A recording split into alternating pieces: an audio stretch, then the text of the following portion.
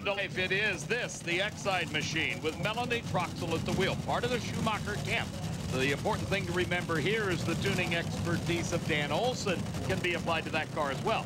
But how about this? She's got to run the 8-time event champion throughout this year 2000 season, and the new Winston champ with Alan Johnson calling the tuning shots for Gary Scelzi. The lane choice here going to Gary Scelzi by virtue of the quicker elapsed time in the previous round. Gary Scelzi, oh, what a story to tell about this man, because, hey, he was a champion from the very start. Now that's one cute baby. The traditional pose on the rug led to a little action on a skateboard just a few years later. Wheels dominated his early life. How about an off-road three-wheeler? How about a 330-mile-an-hour top fuel dragster? Gary Scelzi, the 2000 Winston top fuel champ. Right now, Melanie Troxel doesn't really care about the nude pictures on the rug. She wants to win this round. Here's Bill. Mike Don, when you beat Larry Dixon, you gave second place in the points to Schumacher. Now it looks like you're going to chew on them next season. Well, you know, that's what we're getting ready for. We're in spring training here. We want them to know that we're going to be ready for next year. And I think they all know that. But, you know, Ken Vinny, Todd Smith, the rest crew done a good job. We've had a fast car. Now starting to get consistent. That's what it takes to win races. They run 5 rounds this season late going, and they've got 3 450 passes in. That consistency is what scares the competition, Shelley. But remember, Gary Scelzi had low ET the first round. He's up now. And Tony Schumacher's crew chief only tuned him to a 466.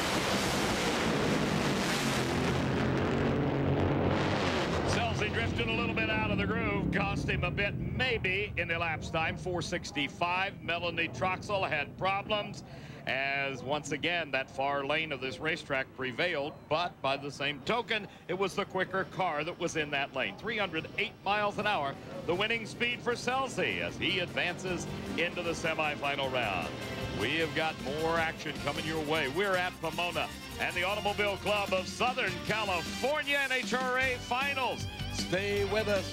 We've got lots of excitement. We're in one of the several trailers that John Force utilizes as in the Scelzi pit area.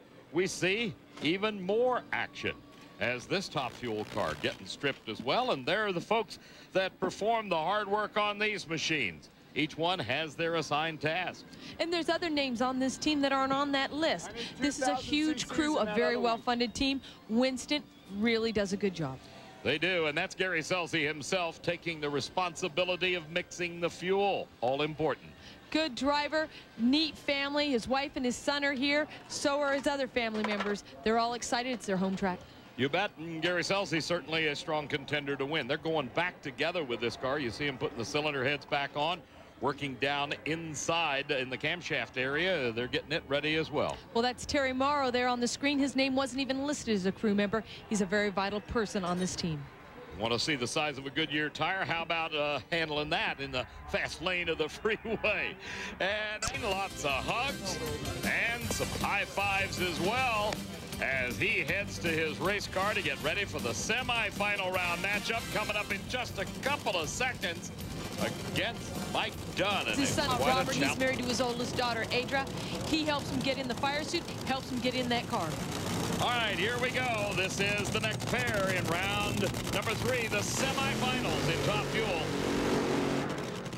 Gary Scelzi and Mike Dunn. Now, Dunn is the odds-on favorite. I mean, he has had the quickest elapsed times of every round. Low ET of qualifying. He's got everything going his way as he comes up against Gary Scelzi. Tony gets himself ready to go to the finals. Now the question is, Mike Dunn is over there in the lane that Tony ran in.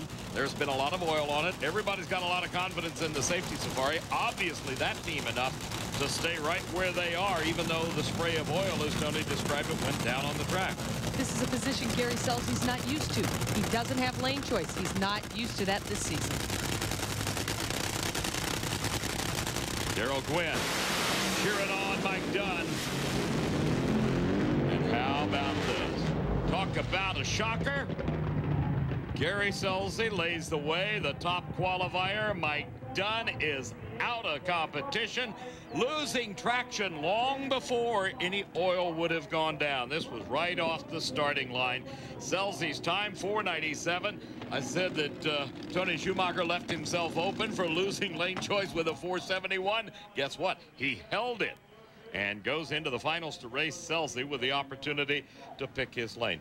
I'm a little surprised at that, Shelley. Reaction time a bit. We're in the Winston pit. This is Gary Scelzi. They're getting set for the finals. We've got more to come.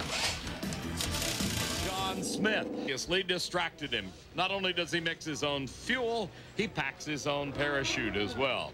And that is Gary Scelzi, the driver of the Team Winston machine. I don't know, something had to take away John Smith's concentration as he around with a Gary Scelzi's pit area. With the new rules this year, the oil down by Tony Schumacher not only cost him points, money, but it also cost him lane choice in the final round against Scelzi. That could cost him the race. Boy, right now, lane choice is so important. That's a shame. It's his first oil down of the season, and it was at a costly time.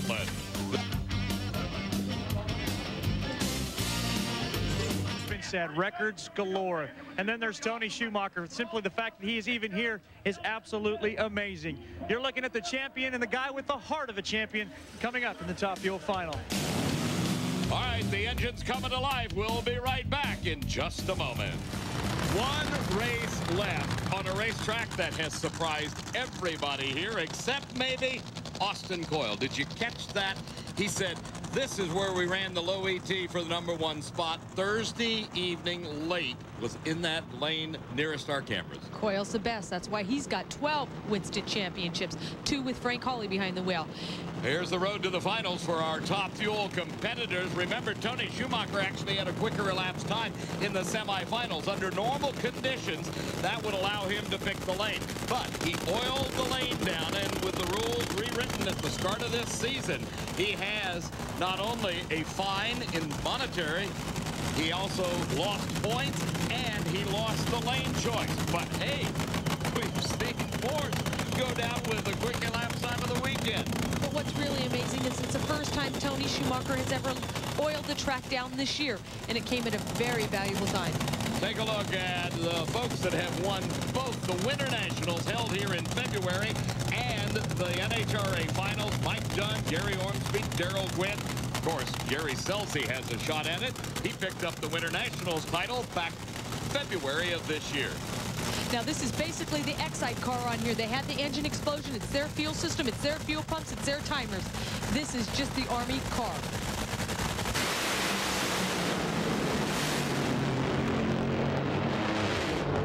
Gary Scelzi becomes the 4th driver in history to repeat here at Pomona in the same year. 4.54 seconds his winning time at 3:19 to a losing 4:67. In the midst of all the celebration is David. Well, here without the whole Johnson family, Alan Johnson being held up high. What an incredible year for these guys. Team Winston picking up their 9th win. Records galore. Chris Knockman, the whole team. And I'll tell you what, everybody loves Alan Johnson right now, too. Unbelievable stuff. As we fight to the middle, Alan, congratulations on a job well done tonight and all season long. Thank you very much. You know, that, it's really terrible what happened to Tony, because I wish we could have raced it to the end, but at least we made a statement here today. Hey, Gary's the driver. We got the team. We're the champions for 2000. And now you get to go celebrate. Yeah, that's right. Yeah. And celebrate they will. That is a fun-loving team for sure. The Johnson family, the car owner, and of course Gary Scelzi, the brilliant driver that has now won 3 Winston championships out of 4 seasons in Top Fuel. Well, Tony Schumacher showed he can still drive this car. He left on Gary Scelzi by about 0.04 of a second, but that horsepower in the other lane, it wasn't even close at the finish line. If you were paying close attention as they were staging, you saw one light go out at the top of the tree. That was Tony Schumacher's. That's called deep staging. It will improve his reaction time. He was trying everything he could to shake up Scelzi. When you're the Winston champion, you don't get shook up. Let's go down now at the far end of the racetrack and Bill Stevens. Gary Scelzi surrounded by well-wishers. There's Tony Schumacher and his team driver, Bruce Sarver, here just a moment ago. All right, let me see if I can remember all this. New single season marks and national event wins, round wins, final rounds. You're now the 4th driver to win both ends of the Pomona races, and only one driver in history has won 3 championships quicker than you. That was Joe Amato. I think you deserve the offseason now. You know, first of all, I got to thank Team Winston and everybody at RJ Reynolds Tobacco Company, because without their dough, we can't do it. Matco Tools, NGK, Pennzoil, we love you all. But you know what? For Tony to get back in the car and drive like he did this weekend, like a wild man, my hat's off to him. I mean, that's incredible. But you know what? To the other people that had doubters that said that we lucked out, well, you know what, pals? Too bad we didn't. Alan Johnson, Gary Scelzi, Fresno, Santa Maria, how do you like me now? That is the face of a champion. Oh, how about that? Unbelievable season for Gary Scelzi, as he not only holds the Winston points lead, he has the most single-season victories in Top Fuel. He and Tony comparing notes on that run. Tony Schumacher availed himself very well. He is the number 2 person in the standings, followed by Larry Dixon, Joe Amato, and Doug Coletta. The remainder of the top 10 filled out with David Grubnick in the number 10 position. But what a year for Scelzi. Just a dream come true.